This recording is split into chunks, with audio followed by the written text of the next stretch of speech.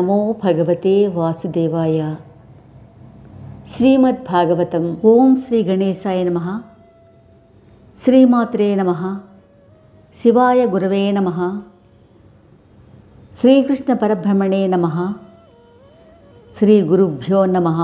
వేదవ్యాసం స్వాత్మరూపం సత్యసంధం పరాయణం శాంతం జితేంద్రియక్రోధం సశిష్యం ప్రణమామ్యహం. సుఖం అనేది విడవటంలో ఉంది కానీ పట్టుకోవడంలో లేదు. మానవమానాలు సుఖదుఖాలు లేకుండా అమాయకత్వము నిర్దోషత్వంతో ప్రవర్తించాలి. ఏకాంతము ఉత్తమమైనది. ఎవరి సహాయం ఆశించకుండా ఉండాలి. సదా భగవంతుని స్తుతించేవాడే భగవంతుడవుతాడు అని తెలుసుకోవాలి. మోహం నరకతుల్యము, సంగ్రహ బుద్ధి ప్రమాదకరం, స్త్రీ సంబంధము అనుచితం, రసేంద్రియాలు జయించాలి. ఇంకా భగవంతుని సృష్టిలో ఈ మానవ దేహం చాలా ఉత్తమమైనది. కానీ ఇంద్రియాలు జీవుని తమ వైపుకు ఆకర్షించుకుంటాయి. ఆయా ఇంద్రియాల ప్రలోభానికి గురికాకుండా మృత్యువు వాత పడబోయే లోపలే పురుషార్థమైన మోక్షం కోసం చేసే ప్రయత్నం ఆనందదాయకం. దేహము నిత్యము కాదని మోహముందెగకోసి సిద్ధమునివర్తనుండై గేహము వెలువడి నరుండుత్సాహమునంజెందు ముక్తి సంపదననగా. అలా ఈ విశేషాలన్నీ కూడా దత్తాత్రేయుల వారు తాను తెలుసుకుని యదు మహారాజుకు చెప్తాడు. యదు మహారాజు దత్తాత్రేయుల వారిని పూజించి అనేక విధాల స్తుతిస్తాడు. శ్రీ దత్తాత్రేయుల వారు ప్రసన్నతతో ఎలా వచ్చాడో అలాగే వెళ్ళిపోతాడు. దత్తాత్రేయ ఉపదేశంతో యదు మహారాజు చిత్తంలో పరమాత్మను ధ్యానించసాగాడు.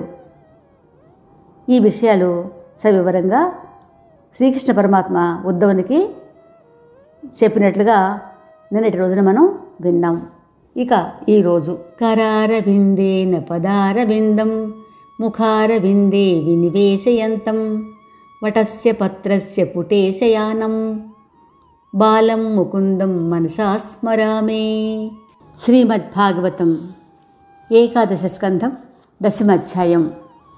ఉద్ధవుడు శ్రీకృష్ణుని ప్రశ్నించుట.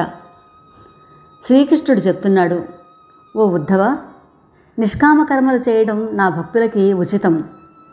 సకామ కర్మలని త్యజించాలి. నా భక్తిలో తత్పరులవ్వాలి. ఆత్మభావంలోనే నిమగ్నులవ్వాలి.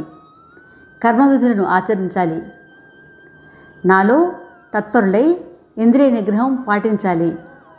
సామర్థ్యం ఉన్నంత వరకు శౌచాదులను నియమాలను పాటించాలి. దీనికన్నా విశేష ధర్మం ఏమిటంటే సహనశీలత ప్రదర్శించాలి. నా స్వరూపాన్ని తెలుసుకొని శాంతంగా ఉండి నా రూపమే అని భావించి గురువును సేవించాలి. అహంకారం, సోమరితనం, అసహనత మరియు భార్య, సంతానం, ఇల్లు, క్షేత్రం, స్వజనులు, ద్రవ్యము మొదలైన వాటి మీద నిరుత్సాహం చూపించాలి. ఆత్మ అందరిలో ఒకటే అని తెలుసుకోవాలి. ఈ కారణంగా అందరిలోనూ తన సుఖాన్ని తన దుఃఖాన్ని చూసుకోవాలి. గురువు లోపల ఉండే అగ్ని, శిష్యుడు పైకి కనిపించే అగ్ని, ఉపదేశ రూపం మధ్యలో కాలే కాష్టం లాంటిది. ఈ మూడింటి వల్ల ఉత్పన్నమైన బ్రహ్మ విద్యా రూపమైన అగ్ని పరమ సుఖాన్ని ఇస్తుంది. పూర్ణ ఆచార్యుడు ఇచ్చిన మరియు పూర్ణ శిష్యుడు గ్రహించినది అయినటువంటి బ్రహ్మ విద్యా గుణాల జగత్తుని మరియు గుణాలని కూడా దగ్ధం చేసేస్తుంది. మళ్ళీ కాష్టం లేని అగ్నిలాగా బ్రహ్మ విద్య శాంతిస్తుంది. ఈ విధంగా అయినందువల్ల జీవాత్మ సాక్షాత్తు ఆనందరూపం అవుతుంది.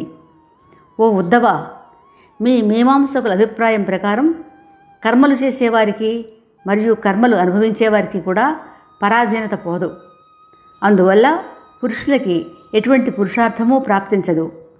ఏ జీవుడైతే స్వతంత్రంగా ఉంటాడో అటువంటి వాడికి దుష్కర్మలు కానీ దుఃఖాలు కానీ సంభవించవు. మంచి కర్మలు చేసేవారు సుఖిస్తారని కానీ లేక చెయ్యని వారు, అటువంటి కర్మలు తెలియని వారు దుఃఖిస్తారని కానీ ఎటువంటి నియమమూ లేదు. కారణం ఏమిటంటే విద్వాంసులకి ఎక్కడైనా అల్పసుఖం చూడడానికైనా కనిపించదు. మూఢులకి ఎక్కడైనా కొంచెమైన దుఃఖం కూడా కనిపించదు. అందువల్ల కర్మలు చేయడం సమర్థం కాబట్టి సుఖంతో ఉన్నాము అనే వృధా అహంకారం మాత్రమే మిగులుతుంది. ఒకవేళ ఎవరైనా ఆత్మ ఒక్కటే కదా, మరి అనేకంగా ఎలా కనిపిస్తుంది అంటే సమాధానం, ఎప్పటి వరకు గుణాల ధర్మాల వల్ల కలిగిన అహంభావం ఉంటుందో అప్పటి వరకు అనేకంగా కనిపిస్తూ ఉంటుంది. ఎప్పుడు మాయకున్న గుణాలు సమసిపోతాయో అప్పుడు ఆత్మ ఒక్కటిగానే కనిపిస్తుంది. ఎప్పటి వరకు ఆత్మ పరాధీనంలో ఉంటుందో అప్పటిదాకా భగవంతుడి భయం ఉంటుంది. ఈ ప్రవృత్తి మార్గంలో దోషం ఉన్న దానిని సేవించేవాడికి మోహం ఆవరించి వాడు శోకం పొందుతాడు. కాలము, ఆత్మ, శాస్త్రము, లోకము, స్వభావము, ధర్మము అనే గుణముల సంబంధాన్ని వర్ణించాను. ఈ గుణ సంబంధాలన్నీ నా స్వరూపాలే. అందుకని నివృత్తి మార్గమే మోక్షదాయకం. ఉద్ధవుడు ఈ విధంగా అడిగాడు, హే భగవాన్, ఆత్మ ఒక్కటే అన్న సిద్ధాంతాన్ని వర్ణించారు. ఆ ఆత్మ యొక్క గుణాల కార్యరూపమే దేహానికి సంబంధించి జనన మరణాలకి హేతువు. మన స్వరూపాన్ని తెలుసుకుంటే మోక్షం పొందుతారు అని చెప్పారు. ఈ విషయానికి సంబంధించి నేను అడిగేది ఏమిటంటే, శరీరంలోంచి ఉత్పన్నమైన గుణాలతో ఉన్న జీవుడు బంధాలు లేకపోయినా గుణాల బంధంలో చిక్కుకుపోతాడు, లేకపోతే చిక్కుకుపోలేడు. అలా బంధాలలో ఏ విధంగా చిక్కుకుంటాడు? బంధం లేనివాడు ఎలా ప్రవర్తిస్తాడు? ఎలా వ్యవహరిస్తాడు? ఏ లక్షణాలతో గుర్తించబడతాడు?